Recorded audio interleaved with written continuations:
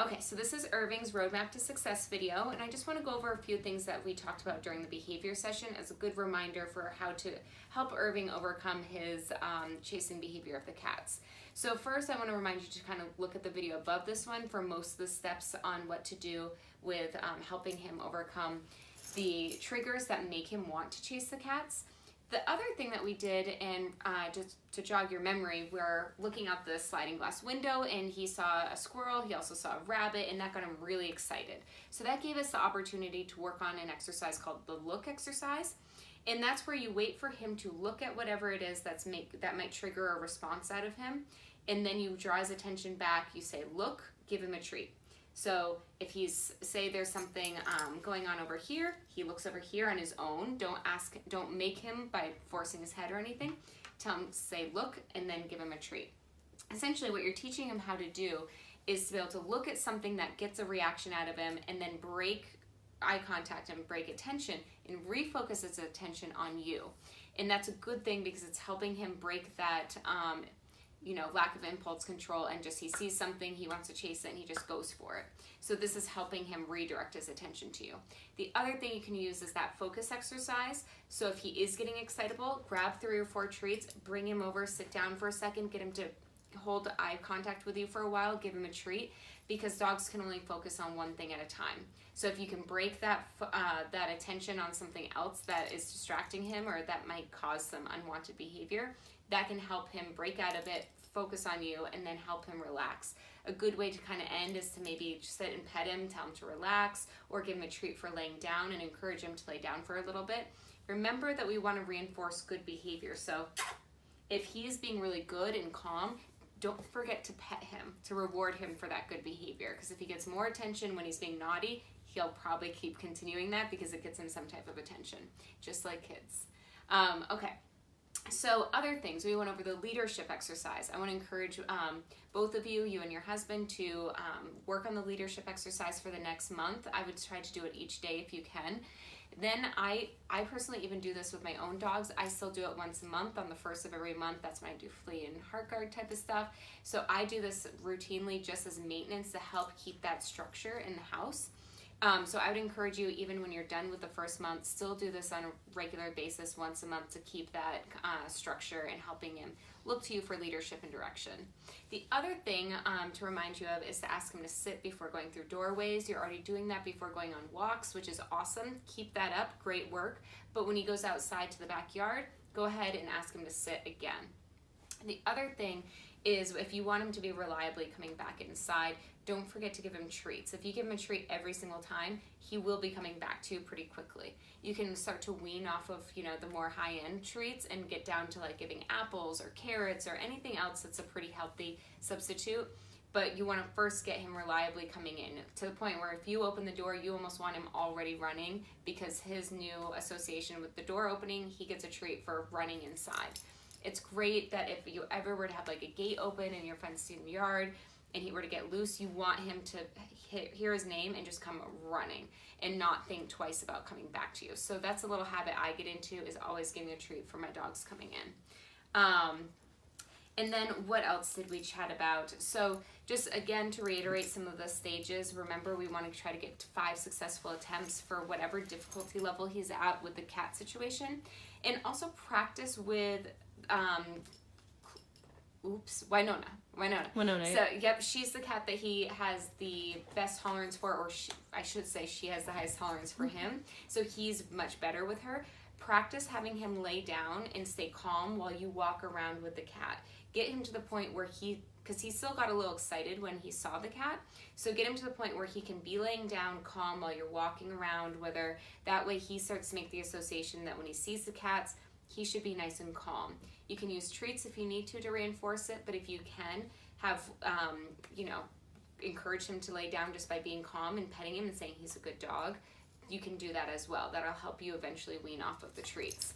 The other thing we chatted about was just kind of breaking things up so it's not always the same thing every day.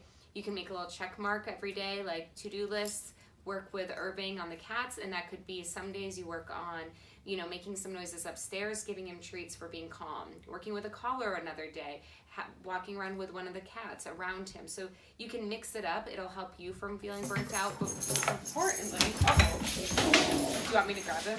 I got it. Okay. So, speaking of which, that reminds me,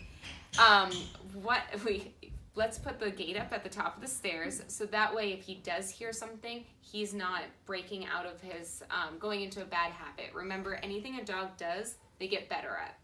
So if he's able to get upstairs and get access to the cats, he's going to keep doing it, and he's going to get faster and faster and better at doing so. So by putting the gate up, it will help prevent him from getting to the cats. That's not a long-term solution, but it's what you can do to help break that habit while you're working on using positive reinforcement and this counter-conditioning method to help him from doing this in the first place. But it helps, as a good deterrent while you're working on it. Irving, here. You can keep the camera rolling. Irving. So, just as another reminder, I am not rewarding what he just did. I'm trying to help break him from what he was doing and get him to refocus and calm down. So let's just do a quick little focus exercise.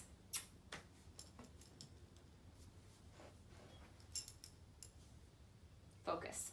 So immediately he looked towards the stairway where the cats are. Irving. Hey. Good boy. Looking at the stairs. Oh, sorry. Got out from under my feet. Sorry about that. Sorry. So, definitely have to work on the impulse control, the focus exercise. It is something that you can do to eventually break him from just bolting like that.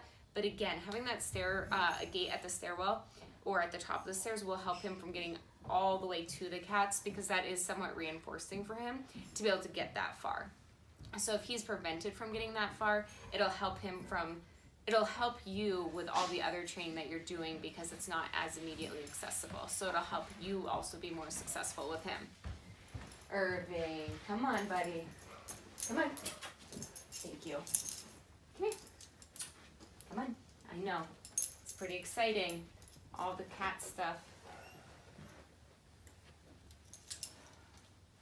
Irving, sit. Come on. Sit. Good.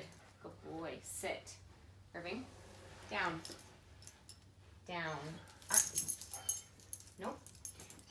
I do want to mention, when you're working with him on stuff like this, make sure you do have the leash on, even though I did not do a good job at preventing him from running up the stairs because I was only standing on it, but holding onto it, so down, is a good idea, so that way he can't just bolt and do this, because now he's all worked up. So what we want to do is help him at this point learn how to relax. This would be a good time to be doing the leash timeout as well. So if you need to, hold on to the leash, give him enough slack that he can lay down comfortably, but not enough so that he can take off again. And then just wait for him to lay down on his own, because when you have him lay down on his own, instead of giving him a command word, it teaches him to self-soothe and teaches him how to get himself to relax. So that way he's learning how to calm down versus you telling him how to calm down. It's just kind of giving him some time. And so even though I said I wanted him to be able to lay down to take the leash off, I would say use your best judgment on when he's actually ready to have the leash taken off. If I take it off right now, he'll probably go right back to the stairs if he hears any noise whatsoever. So use your judgment on when you feel like he's relaxed enough to take the leash off. Because right now, with the whining and kind of carrying on, he's not fully ready to be taken off the leash. But use your best judgment for when he is ready. Usually looking relaxed, has his head down maybe, something like that, nice and calm and quiet. So this is what we'll do until he's nice and relaxed from this cat experience. And remember to try not to get too upset when he does go after the cats, because he'll only escalate his energy to meet yours. So if he gets you worked up and then you get worked up, he's going to be bouncing off of that energy. So try to stay calm, and it'll help him calm down faster. All right. And then last, I just want to remind you that everything you do trains your dog, only sometimes you mean it. Oh boy, Irving, that was bad.